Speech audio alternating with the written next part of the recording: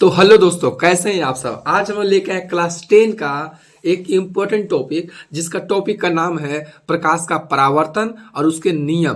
प्रकाश का परावर्तन और उसके नियम। तो आइए प्रकाश का परावर्तन समझते हैं। इसका नियम भी है, एग्जाम में पूछते हैं इसके कितने नियम है। तो प्रकाश के परावर्तन का 2 नियम है। प्रकाश का परावर्तन किसको बोलते हैं, देखिए यहाँ एक डायग्राम भी बना के समझाने का कोशिश की आप लोग को। डायग्राम क्या है, पहले प्रकाश का परावर्तन क्या होता है वो समझेंगे, फिर डेफिनेशन हम लोग लिख के पढ़ेंगे। तो प्रकाश का परावर्तन बोलते हैं जब भी किसी चमकदार पृष्ठ पर प्रकाश पड़ेगा, वापस टकरा करके लौट जाता है, वो टकरा करके वापस लौट जाता है। इसी घटना को प्रकाश का परावर्तन बोलते हैं। टॉर्च को आप कभी आईना में मारिएगा तो आईना से प्रकाश वापस लौट के आप ही के साइड आएगा, तो इसको प्रकाश का परावर्तन बोलते हैं। जैसे एक छोटा सा एग्जांपल, बॉल से तो खेलते हैं सब, बॉल को दीवार में मारते हैं तो बॉल दीवार से टकरा कर वापस आता है ना, उसी तरह लाइट में होता है, प्रकाश में होता है, उसी को प्रकाश का परावर्तन बोलते हैं। तो देखिए यहाँ पे एक डायग्राम बनाया है। ये डायग्राम याद रखिएगा, ये बनाने के लिए नहीं आता है, बस ये समझाने के लिए बना दिए हैं कि मान लीजिए ये परावर्तक पृष्ठ है। परावर्तक पृष्ठ चमकदार पृष्ठ मतलब हो सकता है शीशा हो सकता है, घर का टाइल्स हो सकता है, कोई चमकदार पॉलिथीन हो सकता है। तो कुछ भी परावर्तक पृष्ठ है ना, चमकीला वाला। एक देखिए आपतित किरण, आपतित किरण बोलते हैं आने वाला किरण को। यहां से कोई खड़ा होकर टॉर्च जला रहा है तो यहां से लाइट आ रहा है, लाइट आ रहा है ना, ये आने वाला किरण को आपतित किरण बोलते हैं। आने वाला किरण को आपतित किरण बोलते हैं। और यहाँ जब टकराया और टकरा करके वापस लौटेगा तो जाने वाला किरण को परावर्तित किरण बोलते हैं। तो आपतित किरण, परावर्तित किरण, आपतित किरण, परावर्तित किरण, इतना समझ गए। आने वाला को पूछेगा किसी पृष्ठ पर, एमसीक्यू में पूछता है सवाल कि किसी पृष्ठ पर पड़ने वाले प्रकाश किरण को क्या बोलते हैं, तो आपतित किरण।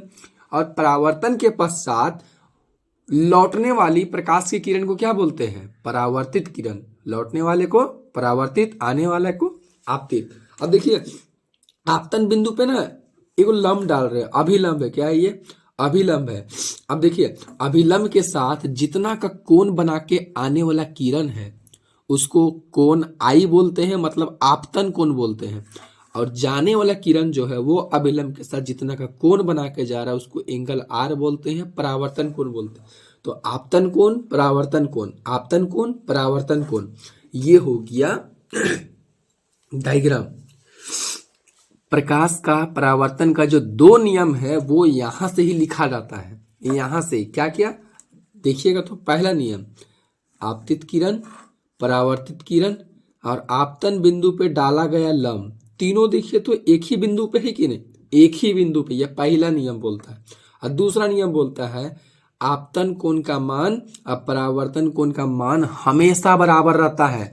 ये एमसीक्यू सवाल में पूछता है, मोस्ट इंपॉर्टेंट है एमसीक्यू में। ये बोलता है आपतन कोण का मान अगर 30 डिग्री है तो परावर्तन कोण का मान कितना होगा, वो भी 30 होगा। आपतन का अगर 60 रहेगा तो परावर्तन का भी 60 होगा, दोनों इक्वल होगा।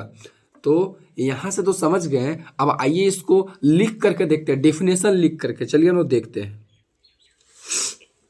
देखिए लिखे प्रकाश का परावर्तन, क्या लिखे, जब प्रकाश किसी चमकदार पृष्ठ पर पड़ती है तो यह टकरा कर वापस लौट जाती है। इस घटना को प्रकाश का परावर्तन कहते हैं। सिंपल सा डिफिनेशन है, 2 लाइन का, आराम से है। प्रकाश का परावर्तन अगर आ गया एग्जाम में तो साथ में उसका नियम भी लिखने के लिए आएगा। ये डायग्राम आप लोगों को नहीं बनाना है, डायग्राम हम समझाने के लिए बनाया है। तो आइए प्रकाश का परावर्तन का नियम भी देखते हैं, दोनों नियम। क्या नियम, पहला प्रकाश का परावर्तन का नियम, आपतित किरण, परावर्तित किरण और आपतन बिंदु पर डाला गया लंब, तीनों एक ही बिंदु पे होता है। अभी ऊपर हम लोग देख लिए, तीनों एक ही बिंदु पे होता है। आने वाला, जाने वाला और लंब जो डाले हैं वो तीनों एक ही बिंदु पे रहता है।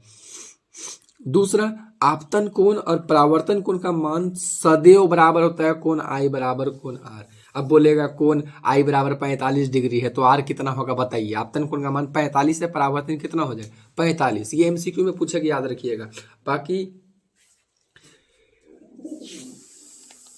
बाकी दोस्तों उम्मीद करते हैं आप लोगों को समझ आ गया होगा और उम्मीद करते हैं आप लोगों को वीडियो भी अच्छा लगा होगा। तो लाइक अच्छे से किया कीजिए वीडियो को, आपके लाइक से मोटिवेशन मिलता है हम लोगों को। ठीक है दोस्तों, आगे की वीडियो में भी अच्छी अच्छी वीडियो लाने का कोशिश करेंगे। तब तक के लिए अपना ख्याल रखिएगा।